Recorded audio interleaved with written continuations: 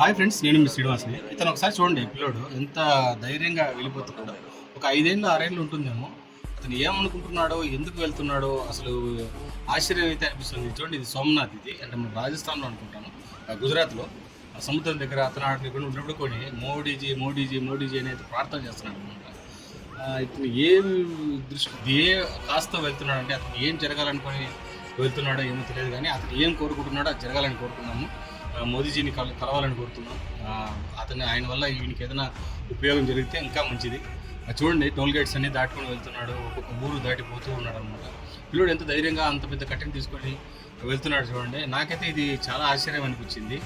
అందుకే మీకు కూడా కొద్దిగా తెలుసుకోవచ్చు అనేసి అంత చిన్న పిల్లోడు నడిచి వెళ్ళిపోతుంటే చూడడానికి కూడా చాలా అందంగా ఉంది. అది ఎందుకోసం అతను వెళ్తున్నాడు, అతనికి ఏం జరగాలని కోరుకుని వెళ్తున్నాడు.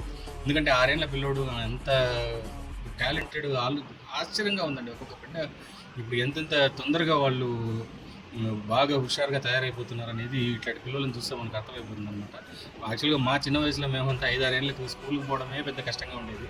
అట్లాంటిది ఇప్పుడు పిల్లలు చూస్తే 5-6 ఏళ్ళలో డ్యాన్స్ చేస్తున్నారు, పాటలు పాడుతున్నారు, ఇట్లాంటి పనులు కూడా చేస్తున్నారు. వీళ్ళు ఎంత దూరం నడుస్తున్నాడు చూడండి ఆ బిడ్డ. వీటన్నిటిని చూస్తే మనం ఎంతో వాళ్ళ ముందర మనం ఏమీ కాదని అయితే నాకు అనిపిస్తుంది అనమాట. మీకు ఏమనిపిస్తుందో నా కమెంట్స్ రూపంలో తెలియజేయండి. వీడియో నచ్చితే లైక్ చేసి షేర్ చేస్తాను.